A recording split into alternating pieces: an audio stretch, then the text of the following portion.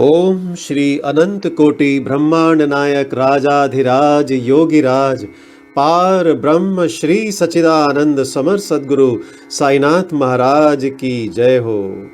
हे बाबा, हे साईं, आज श्री साईं सचरित्र का अध्याय 29 का अध्ययन होने जा रहा है। हे बाबा, आपके चरणों में प्रार्थना है कि जो भी भक्त इसका श्रवण कर रहे हैं उन सब के चित्त में उतरे और उन्हें लाभ हो।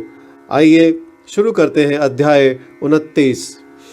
पहला मद्रासी भजनी मेला, दूसरा तेंदुलकर पिता व पुत्र, तीसरा डॉक्टर कैप्टन हाटे और चौथा वामन नार्वेकर आदि की कथाएं।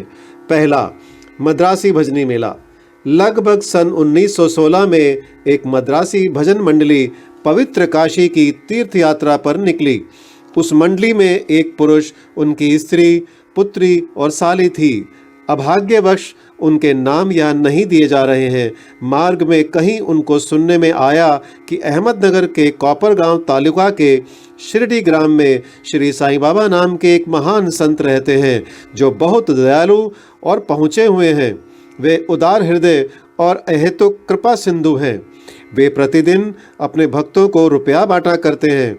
यदि कोई कलाकार वहां जाकर अपनी कला का प्रदर्शन करता है तो उसे भी पुरस्कार मिलता है। प्रतिदिन दक्षिणा में बाबा के पास बहुत रुपए इकट्ठा हो जाया करते थे। इन रुपयों में से वे नित्य 1 रुपया भक्त कोंडा जी की 3 वर्षीय कन्या अमनी को, किसी को 2 रुपये से 5 रुपये तक, 6 रुपये अमनी की माँ जमली को और 10 से 20 रुपये तक और कभी कभी 50 रुपये भी अपनी इच्छा अनुसार अन्य भक्तों को दिया करते थे। यह सुनकर मंडली शिरडी आकर रुकी। मंडली बहुत सुंदर भजन और गायन किया करती थी, परंतु उनका भीतरी ध्येय तो द्रव्योपार्जन ही था। मंडली में 3 व्यक्ति तो बड़े ही लालची थे। केवल प्रधान स्त्री का ही स्वभाव इन लोगों से सर्वथा भिन्न था। उसके हृदय में बाबा के प्रति श्रद्धा तथा आदर था। एक बार जब दोपहर की आरती हो रही थी, तभी उस स्त्री की भक्ति और विश्वास देखकर बाबा प्रसन्न हो गए। फिर क्या था, बाबा ने उसे उसके इष्ट के रूप में दर्शन दिए और केवल उसे ही बाबा सीतानाथ के रूप में दिखलाई दिए, जब कि अन्य उपस्थित लोगों को सामान्य ही। अपने प्रिय इष्ट का दर्शन पाकर वह द्रवित हो गई तथा उसका कंठ रूंध गया और आंखों से अश्रुधारा बहने लगी। तभी प्रेमोन्नत हो वह ताली बजाने लगी। उसको इस प्रकार आनंदित देख लोगों को कौतूहल तो होने लगा, परंतु कारण किसी को ज्ञात न हो रहा था। दोपहर के पश्चात उसने वह भेद अपने पति से प्रकट किया। बाबा के श्री राम स्वरूप में उसे कैसे दर्शन हुए इत्यादि उसने सब बताया। पति ने सोचा कि मेरी स्त्री बहुत भोली और भावुक है, अतः इसे राम का दर्शन होना एक मानसिक विकार के अतिरिक्त कुछ नहीं है। उसने ऐसा कहकर उसकी उपेक्षा कर दी कि कहीं यह भी संभव हो सकता है कि केवल तुम्हें ही बाबा राम के रूप में दिखे और अन्य लोगों को सदैव की भांति ही। स्त्री ने कोई प्रतिवाद न किया, क्योंकि उसे राम के दर्शन जिस प्रकार उस समय हुए थे वैसे ही अब भी हो रहे थे। उसका मन शांत, स्थिर और तृप्त हो चुका था। आश्चर्यजनक दर्शन। इसी प्रकार दिन बीतते गए। एक दिन रात्रि में उसके पति को एक विचित्र स्वप्न आया। उसने देखा कि एक बड़े शहर में पुलिस ने गिरफ्तार कर रस्सी से बांधकर उसे कारावास में डाल दिया है। तत्पश्चात ही उसने देखा कि बाबा शांत मुद्रा में शिक्षों के बाहर उसके समीप खड़े हैं। उन्हें अपने समीप खड़े देखकर वह गिड़गिड़ाकर कहने लगा कि आपकी कीर्ति सुनकर ही मैं आपके श्री चरणों में आया हूँ। फिर आपके इतने निकट होते हुए भी मेरे ऊपर यह विपदा क्यों आई?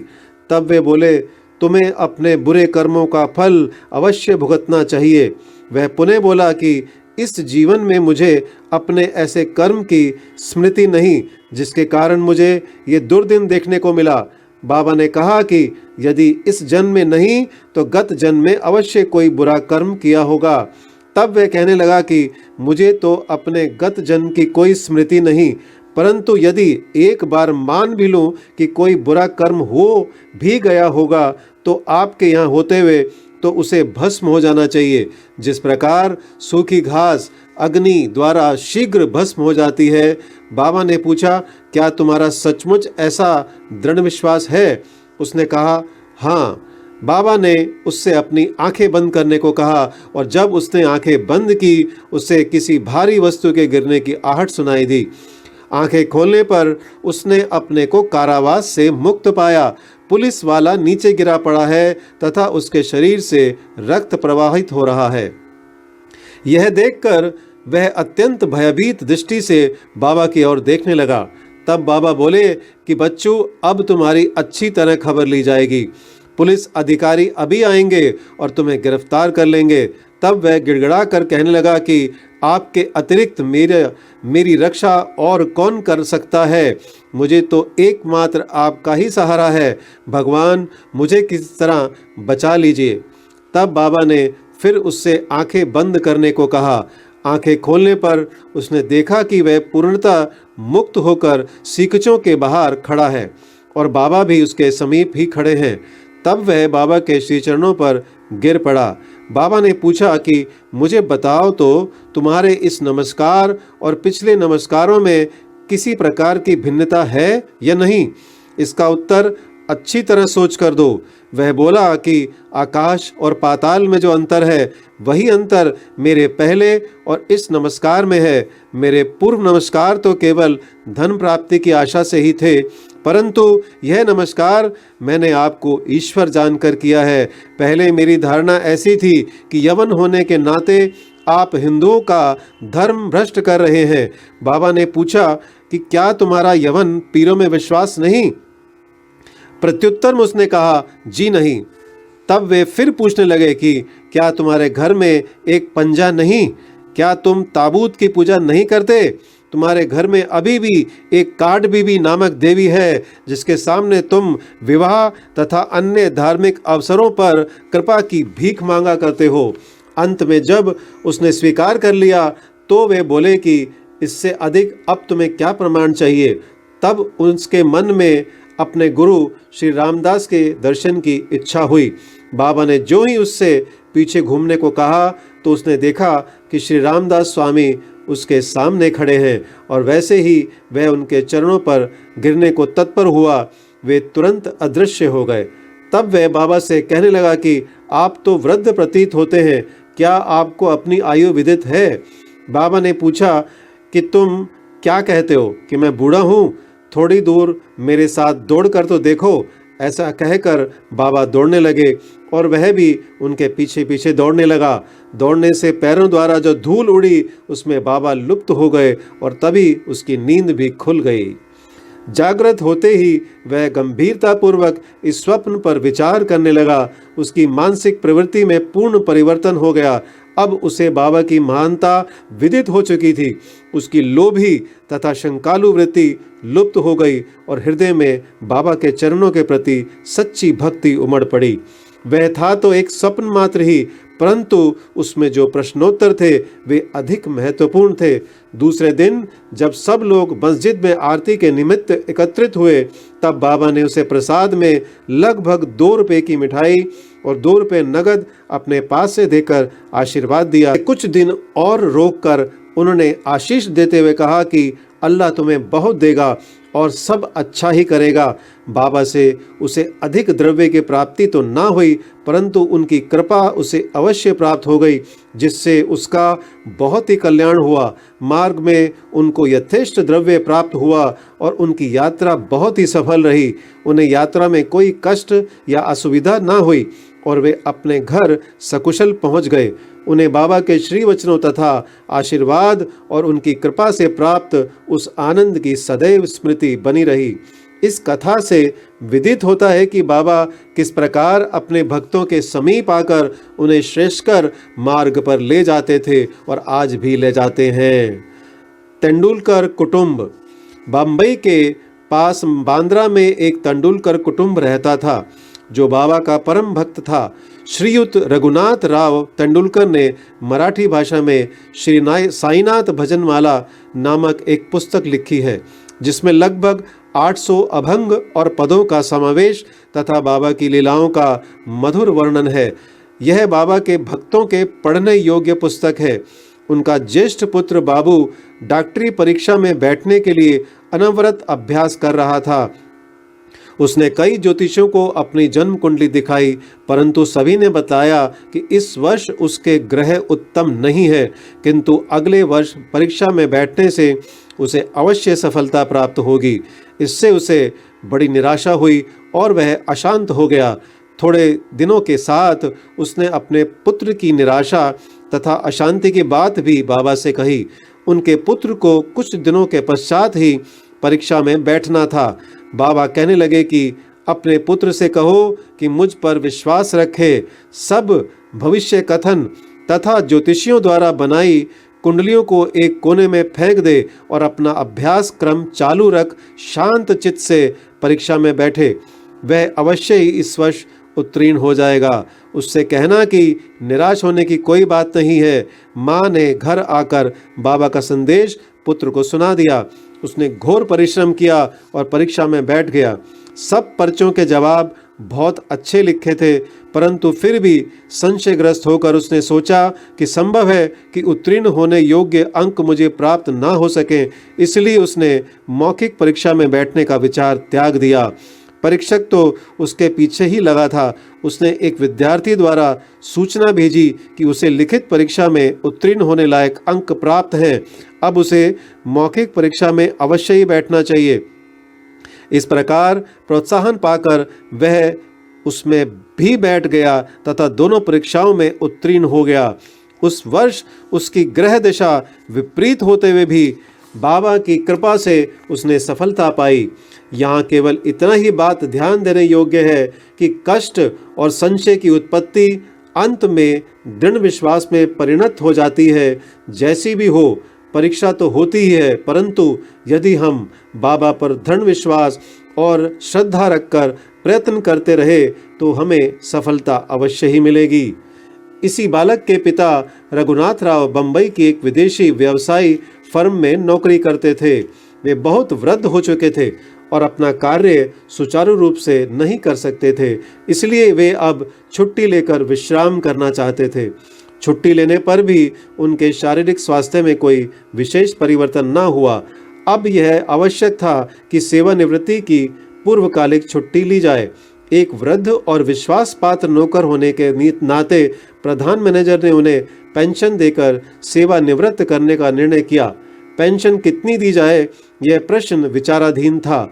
उन्हें 150 रुपये मासिक वेतन मिलता था। इस हिसाब से पेंशन हुई 75 रुपये, जो कि उनके कुटुंब के निर्वाह हेतु अपर्याप्त थी। इसलिए वे बड़े चिंतित थे। निर्णय होने के 15 दिन पूर्व ही बाबा ने श्रीमती तेंदुलकर को स्वप्न में दर्शन देकर कहा कि मेरी इच्छा है कि पेंशन 100 रुपये कर दी जाए। क्या तुम्हें इससे संतोष होगा? श्रीमती तेंदुलकर ने कहा कि बाबा, मुझ दासी से आप क्यों पूछते हैं? हमें तो आपके श्री चरणों में पूर्ण विश्वास है। यद्यपि बाबा ने 100 रुपये कहे थे, परंतु उसे विशेष प्रकरण समझकर 10 रुपये अधिक अर्थात 110 रुपये पेंशन निश्चित हुई। बाबा अपने भक्तों के लिए कितना अपरिमित स्नेह और कितनी चिंता रखते हैं। कैप्टन हाटे। बीकानेर के निवासी कैप्टन हाटे बाबा के परम भक्त थे। एक बार स्वप्न में बाबा ने उनसे पूछा कि क्या तुम्हें मेरी विस्मृति हो गई? श्री हाटे ने उनके श्री चरणों से लिपट कर कहा कि यदि बालक अपनी माँ को भूल जाए तो क्या वह जीवित रह सकता है? इतना कहकर श्री हाटे शीघ्र बगीचे में जाकर कुछ वल पपड़ी सेम तोड़ लाए और एक थाली में सीधा सूखी भिक्षा तथा दक्षिणा रखकर बाबा को भेंट करने आए। उसी समय उनकी आंखें खुल गई और उन्हें ऐसा भान हुआ कि यह तो एक स्वप्न था। फिर वे सब वस्तुएं जो उन्होंने स्वप्न में देखी थी बाबा के पास शिरडी भेजने का निश्चय कर लिया। कुछ दिनों के पश्चात वे ग्वालियर आए और वहां से अपने मित्र को 12 रुपयों का मनी ऑर्डर भेजकर पत्र में लिख भेजा कि 2 रुपयों में सीधा की सामग्री और वल पपड़ी सेम आदि मोल लेकर तथा 10 रुपये दक्षिणा स्वरूप रखकर मेरी ओर से बाबा को भेंट देना। उनके मित्र ने शिरडी आकर सब वस्तुएं तो संग्रह कर ली, परंतु वलपपड़ी प्राप्त करने में उन्हें अत्यंत कठिनाई हुई। थोड़ी देर के पश्चात ही उन्होंने एक स्त्री को सर पर टोकरी रखे सामने से आते देखा। उन्हें यह देखकर अत्यंत आश्चर्य हुआ कि उस टोकरी में वलपपड़ी के अतिरिक्त कुछ भी ना था। तब उन्होंने वलपपड़ी खरीद कर सब एकत्रित वस्तुएं लेकर मस्जिद में जाकर श्री हाटे की ओर से बाबा को भेंट कर दी। दूसरे दिन श्री निमोणकर ने उसका नैवेद्य चावल और वलपपड़ी की सब्जी तैयार कर बाबा को भोजन कराया। सब लोगों को बड़ा विस्मय हुआ कि बाबा ने भोजन में केवल वलपपड़ी ही खाई और अन्य वस्तुओं को स्पर्श तक ना किया। उनके मित्र द्वारा जब इस समाचार का पता कैप्टन हाटे को चला तो वे गदगद हो उठे और उनके हर्ष का पारावार ना रहा। पवित्र रुपया। एक अन्य अवसर पर कैप्टन हाटे ने विचार किया कि बाबा के पवित्र कर कमलों द्वारा स्पर्शित 1 रुपया लाकर अपने घर में अवश्य ही रखना चाहिए। अचानक ही उनकी भेंट अपने एक मित्र से हो गई जो शिरडी जा रहे थे। उनके हाथ ही श्री हाटे ने 1 रुपया भेज दिया। शिरडी पहुंचने पर बाबा को यथा योग्य प्रणाम करने के पश्चात उसने दक्षिणा भेंट की, जिसे उन्होंने तुरंत ही अपनी जेब में रख लिया। तत्पश्चात उसने कैप्टन हाटे का रुपया भी अर्पण किया, जिसे वे हाथ में लेकर गौर से निहारने लगे। उन्होंने उसका अंकित चित्र ऊपर की ओर कर अंगूठे पर रख खनखनाया और अपने हाथ में लेकर देखने लगे। फिर वे उनके मित्र से कहने लगे कि उदी सहित यह रुपया अपने मित्र को लौटा देना। मुझे उनसे कुछ नहीं चाहिए, उनसे कहना कि वे आनंद पूर्वक रहे। मित्र ने ग्वालियर आकर वह रुपया हाटे को देकर वहाँ जो कुछ भी हुआ था वह सब उन्हें सुनाया, जिसे सुनकर उन्हें बड़ी प्रसन्नता हुई और उन्होंने अनुभव किया कि बाबा सदैव उत्तम विचारों को प्रोत्साहित करते हैं। उनकी मनोकामना बाबा ने पूर्ण कर दी। चौथा, श्री वामन नार्वेकर। पाठकगण अब एक भिन्न कथा का श्रवण करें। एक महाशय जिनका नाम वामन नार्वेकर था, उनकी साईं चरणों में प्रगाढ़ प्रीति थी। एक बार वे एक ऐसी मुद्रा लाए जिसके एक ओर राम, लक्ष्मण और सीता तथा दूसरी ओर करबद्ध मुद्रा में मारुति का चित्र अंकित था। उन्होंने यह मुद्रा बाबा को इस अभिप्राय से भेंट की कि वे इसे अपने कर स्पर्श से पवित्र कर उदी सहित लौटा दें, परंतु उन्होंने उसे तुरंत अपनी जेब में रख लिया। श्यामा ने वामन राव की इच्छा बताकर उनसे मुद्रा वापस करने का अनुरोध किया। तब वे वामन राव के सामने ही कहने लगे कि यह भला उनको क्यों लौटाई जाए, इसे तो हमें अपने पास ही रखना चाहिए। यदि वे इसके बदले में 25 रुपया देना स्वीकार करे तो मैं इसे लौटा दूंगा। वह मुद्रा वापस पाने के हेतु श्री वामन राव ने 25 रुपये एकत्रित कर उन्हें भेंट किए। तब बाबा कहने लगे कि इस मुद्रा का मूल्य तो 25 रुपयों से कहीं अधिक है श्यामा, तुम इसे अपने भंडार में जमा करके अपने देवालय में प्रतिष्ठित कर इसका नित्य पूजन करो। किसी का साहस ना था कि वे यह पूछ लें कि उन्होंने ऐसी नीति क्यों अपनाई। यह तो केवल बाबा ही जाने कि किसके लिए कब और क्या उपयुक्त है। श्री सद्गुरु साईनाथ परणमस्तु। शुभम भवतु। ओम साई राम।